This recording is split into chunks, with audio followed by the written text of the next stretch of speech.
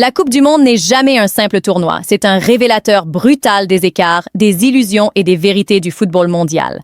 Quand le tirage annonce Haïti face au Brésil, la première réaction est presque automatique. Peur, résignation, ironie parfois. Pourtant, le football moderne ne fonctionne plus uniquement sur le prestige du maillot. Il fonctionne sur les détails, les principes, les espaces, les transitions et surtout sur la capacité d'une équipe à contrôler les zones de danger. Dans ce duel asymétrique en apparence, une question domine toutes les autres. Haïti fait-elle peur au Brésil? Et plus précisément encore, Haïti peut-elle survivre à Vinicius Junior? Parce qu'en réalité, ce match ne se joue pas contre 11 joueurs brésiliens.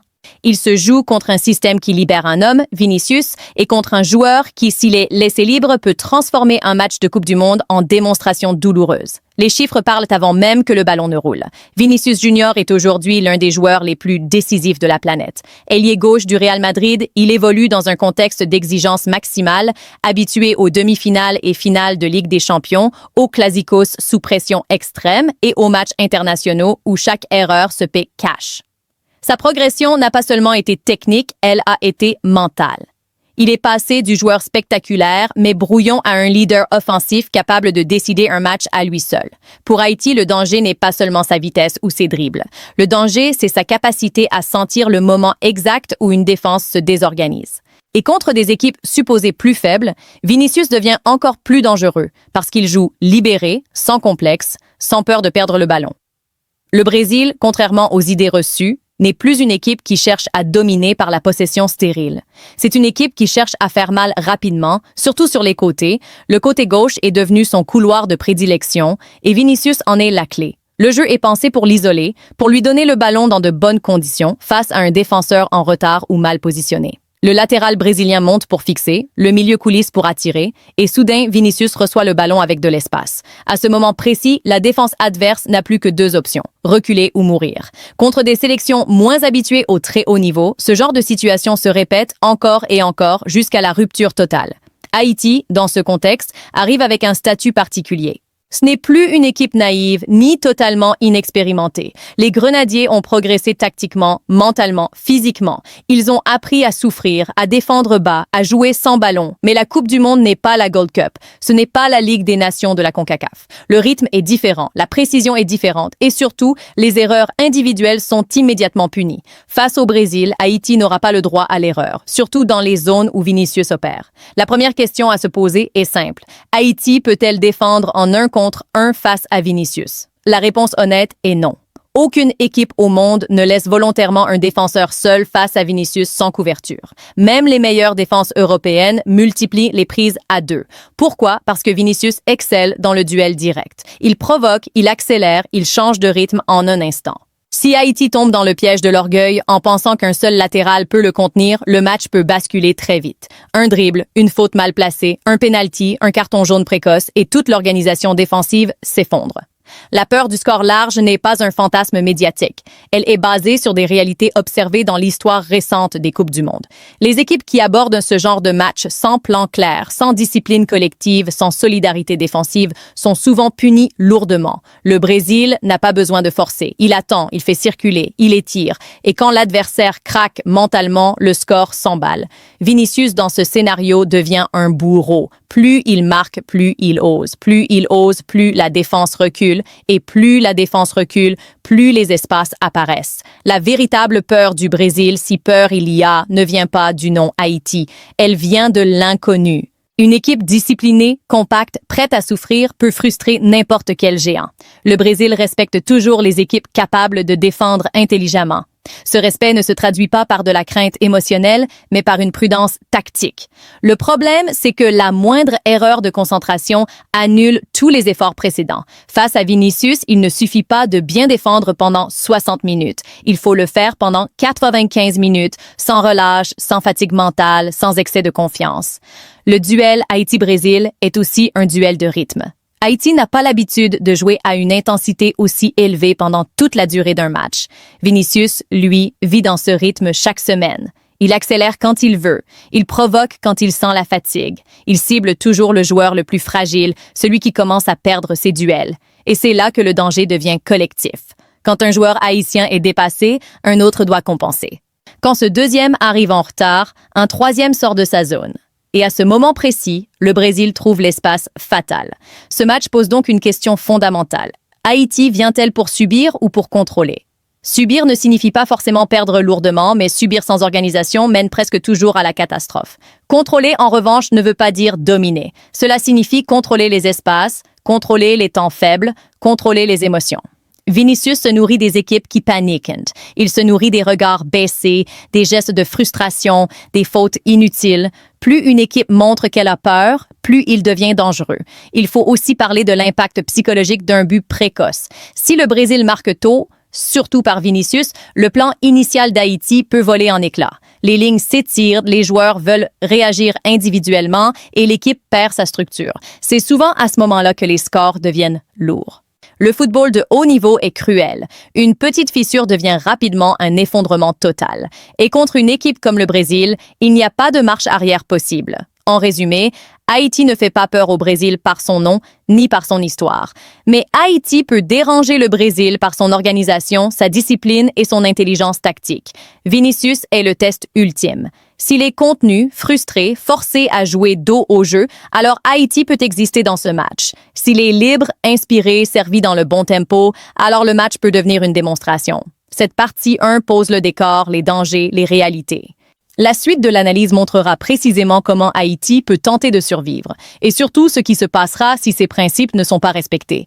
La partie 2 entre dans le cœur du sujet, les principes absolus que Haïti doit respecter pour ne pas sombrer, et surtout les scénarios catastrophes qui expliquent pourquoi certains matchs face au Brésil se transforment en humiliation historique. Car le Brésil ne punit pas par hasard. Il punit les erreurs structurelles, les choix naïfs et les faiblesses mentales. Et face à une équipe comme Haïti, chaque détail compte au centimètre près. Le premier principe fondamental est la gestion du couloir gauche brésilien. Vinicius n'est jamais isolé par hasard. Le Brésil crée des triangles permanents autour de lui. Le latéral gauche attire le pressing, le milieu offensif fixe l'axe, et Vinicius se retrouve soit lancé dans le dos, soit face au jeu avec un défenseur mal aligné. Haïti ne peut pas défendre cette zone avec un simple latéral collé à la ligne. Ce serait une erreur fatale. Il faut une défense asymétrique, intelligente, capable de coulisser en bloc. Le latéral haïtien doit être soutenu en permanence par un milieu défensif discipliné, prêt à fermer l'intérieur, pendant qu'un défenseur central couvre la profondeur. Sans cette couverture en triangle inversé, Vinicius aura toujours une solution. Le deuxième principe est le contrôle émotionnel. Le Brésil provoque. Vinicius provoque. Il dribble, il sourit, il danse parfois, il attire les fautes. Beaucoup d'équipes perdent leur match non pas tactiquement, mais psychologiquement. Une faute inutile, un carton jaune précoce, un défenseur qui n'ose plus aller au duel, et tout le système défensif se fissure. Haïti doit accepter une réalité dure. Vinicius gagnera des duels. Il passera parfois. Le but n'est pas de l'annuler totalement, mais de limiter son impact décisif.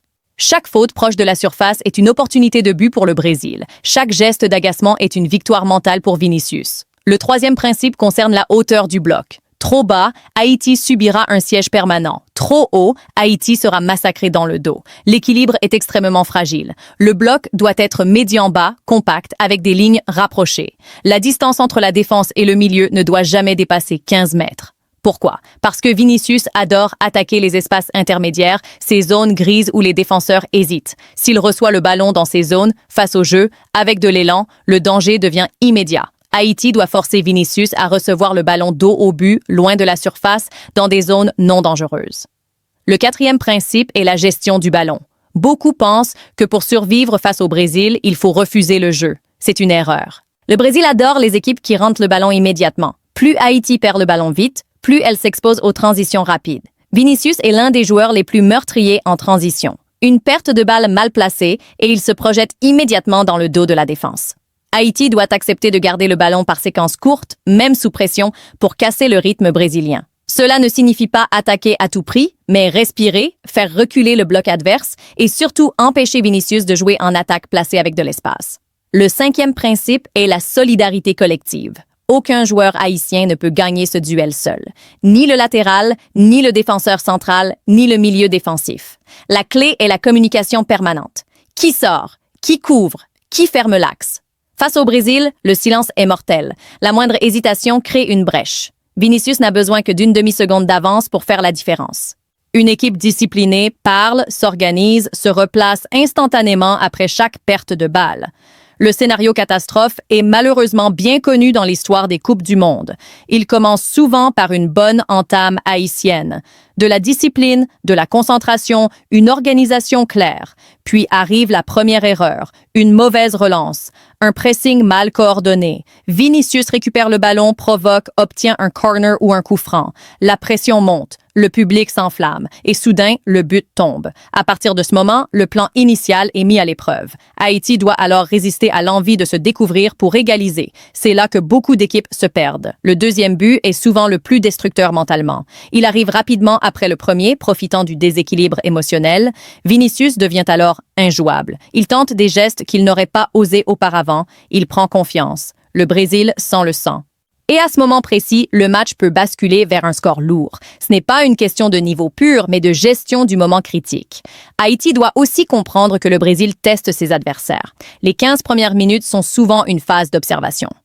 Vinicius regarde comment son défenseur réagit. Est-il agressif? Recule-t-il trop? Se jette-t-il?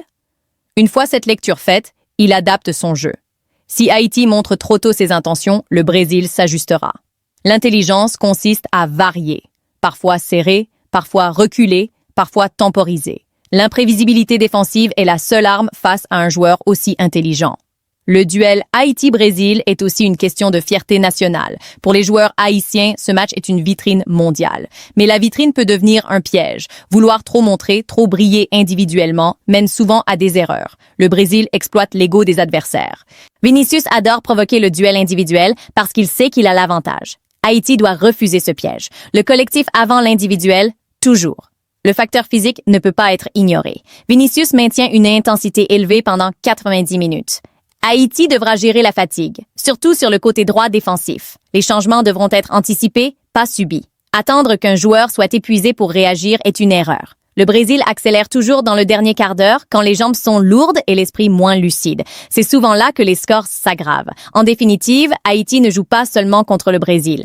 Elle joue contre une machine parfaitement huilée, contre un système qui met en valeur un joueur d'exception.